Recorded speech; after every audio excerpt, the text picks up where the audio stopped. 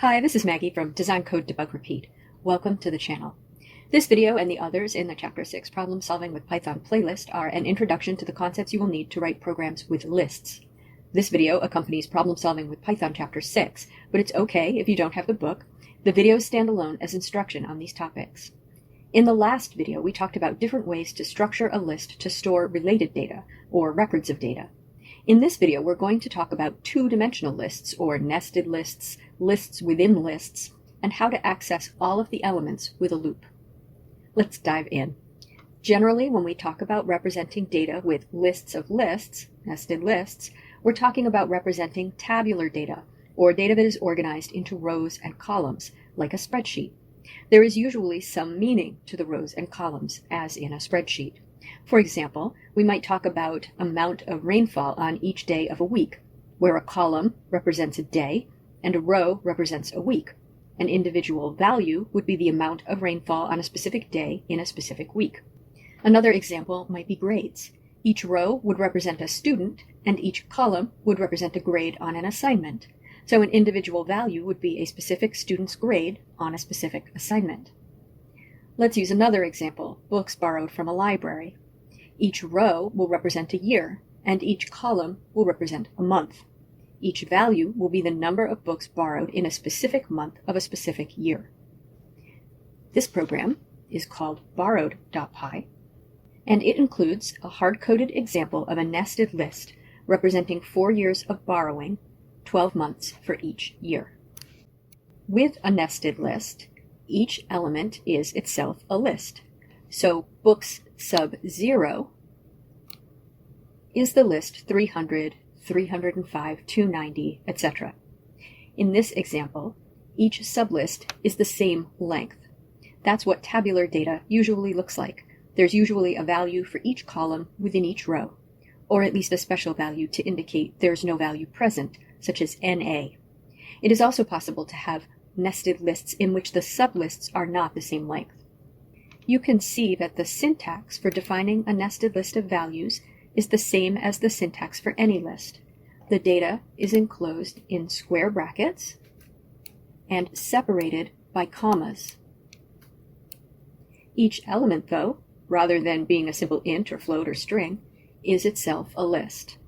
And those lists are defined normally, square brackets, around comma-delimited integers in this case. You could certainly write the list out all on one line, as we usually do, but because these lists are very long, I've written each element of the outer list, books, on its own line. Let's look at how to index into a nested list. I'm going to copy the books list and paste it into the idle console.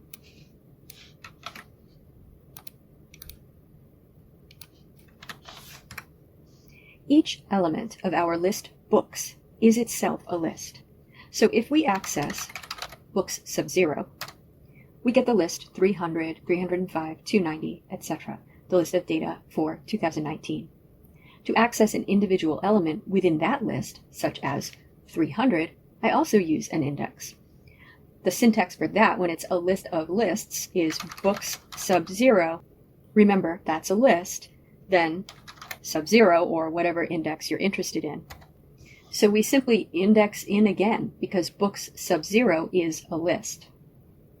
So to get to an element in that list, I use sub the index I want. 201, the last element in the 2019 list, would be books sub 0, sub 11. 90, the second element in the 2021 list, would be books sub 2, sub 1. I recommend you create a two-dimensional list, predict how to index specific elements, and confirm in the console until your predictions are always correct. To process a two-dimensional or nested list, we will use nested loops. A nested loop is how we process a nested list because we'll need one loop to iterate over the indices of the outer list, and another loop to iterate over the indices of the inner lists. And if you have even deeper nesting, one loop per level of nesting. Now, there are two ways that we commonly process a list in order, called row major order and column major order. When we process a list in row major order, as illustrated in this image from the Problem Solving with Python text, we visit each element in the first row in the list, or the list at index 0 more properly, then each element in the second row in the list, then each element in the third row in the list, etc., until the end of the list. To do that, our outer loop will iterate over the rows, and the inner loop will iterate over the columns. So the outer loop will start at 0 for the year 2019 in our library example, while the inner loop iterates from 0 to 11 for each month. Then the outer loop increments to 1 for the year 2020, and the inner loop goes over the months again, 0 to 11. This is probably the easiest version to code, and it's the first loop in this program, borrowed.py. I'm going to comment out the second loop and run the program. And you can see that it averages the books borrowed for each of the 4 years. So it's averaging the list at index 0 in books, then the list at index 1, etc. And there are even simpler ways to write this loop, but I've written it in a way that uses indices to iterate over both lists, because not all languages will have some of the shortcuts that we have in Python. I also want to loop this way because this method makes the pattern of iterating over a nested list explicit. So look at the outer loop for year index in range len books. This is our usual pattern for iterating over the indices of a list, for index in range, the length of the list. So if I were then to simply print what's there, let's write that code. So I'll comment out the rest of the loop.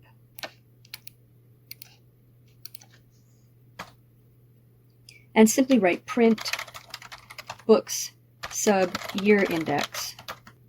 Predict what this will print. And I'll run it, and you can see it prints out each list. Not neatly, it just dumps the list, because that's what's at each index in books. It's important to understand what you have when writing code. Now I know that books sub year index is a whole list of monthly totals. Now if I want to average those, inside the loop I'll write a loop that iterates over each of those values and adds them into an accumulator. And that's just what our program does. I'll uncomment it and remove the print line. I set the total year, to 0. I iterate over the inner list and accumulate the value into the total, and then after I've iterated over the inner list, I calculate the average. But because we have nested lists, the syntax might look a little complicated.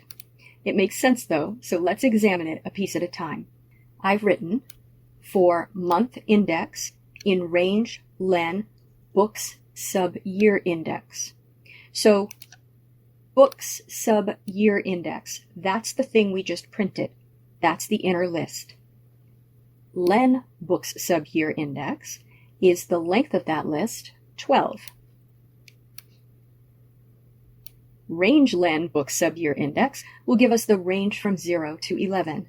This gives us the indices of that inner list to iterate over. Month index will take on the indices of each element in that inner list. What I'm adding to total year is books sub year index. Remember, that's the list of numbers. Sub month index. So books sub year index is our list that we're iterating over, and then sub month index will get us at each element one at a time in that list, so we can add them up. After we've added one list, we average it and print. Then we go back up to the top of the outer loop, increment year index, so now books sub year index is the next list in our list of lists, and we reset total year to 0, so we can accumulate the values in the next list into it. I do urge you to recreate this loop before we continue. You can use this data or your own nested lists. This is a very common algorithm for visiting values in a two-dimensional list, and it's important that you understand how it works and that you can recreate it. Now let's look at an example of how to visit each element in a list in column major order. This image from the Problem Solving with Python text illustrates visiting elements in a two-dimensional list in column major order. When we visit elements this way, We visit a single column at a time, starting with the column at index 0 and moving through the list. In our example, that means visiting the data by month. First, we visit the January data for each year, then the February data for each year, etc. We're always going to index into our list the same way. The first index will be the index for the outer list, or year in our example, and the second index will be the index for an inner list, or month in our example. But if we visit in column major order, rather than holding the outer index steady while we iterate through the inner index, so 0, 0, 0, 1, 0, 2, etc., up to 0, 11, and then 1, 0, 1, 1, 1, 2, up to 1, 11, all the way to index 3, 11. We visit 0, 0, 1, 0, 2, 0, 3, 0, and then 0, 1, 1, 1, 2, 1, 3, 1.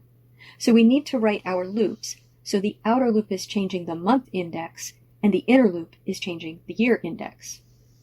If you look at the example, we write for month index in range len books sub 0. Let's unpack that. Books sub 0 is the first nested list and is the data for each month in 2019 in our example. The length of that is 12. So the range will be 0 through 11. And then the inner loop is range len books. Books is our outer list. Length of books is 4, and range len books will therefore be 0, 1, 2, 3. So our outer loop is iterating over 0 through 11, and our inner loop is iterating over 0 through 3. The outer loop is the second index because it's the month index. So the second index will hold steady at month 0, January, while the inner loop and first index will iterate over each year. Then the outer loop index will increment to 1 and will iterate over February for each year. Note that to write this outer loop, we must pick an inner list and take its length. This will only work if all the inner lists are the same length. Once again, I recommend you rewrite this algorithm yourself, either on this data or your own two-dimensional list. It is important that you understand how this algorithm works because it's a common one. Now I want to show you one other version of this program that has slightly nicer output. This program is called borrowedbetteroutput.py. I'm going to run it, and you can see that it calculates the same averages, but it displays which year and which month the averages represent. I achieved this by creating two lists that are parallel to our outer and inner lists. The list that is parallel to our outer list is this constant list years, which is basically the labels for our rows. The list that is parallel to our inner lists is the constant list months, which is the labels for our columns. Because I'm using indices to access the list elements within my loops, I can use the same indices to access the row or column heading for the output. So in my row major loop, which totals yearly averages, I use years sub year index to access the label for the year we just processed. In my column major loop, which totals monthly averages, I use months sub month index to access the label for the month we just processed. If you need a refresher on parallel lists, we covered that in the last video. There is a link in the description. I'm going to end this video here. I've included some auto-graded exercises in the description of this video so you can practice writing the row major and column major two-dimensional list processing algorithms from this video. Once you've mastered the concepts here, you're ready to move on.